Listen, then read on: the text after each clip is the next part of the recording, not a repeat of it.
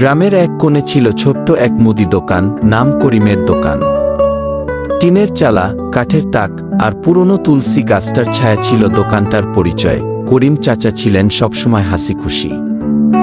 গ্রামের সবাই জানত, টাকা না থাকলেও চাচা এক প্যাকেট নুন, এক টুকরো সাবান দিয়েই বলতেন, কোনো চিন্তা কইরো না, পরে দিস।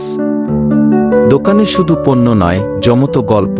চায়ের কাপে চুমুক দিয়ে পাশের চাষি বলতো, ধান কত দাম কমে গেছে।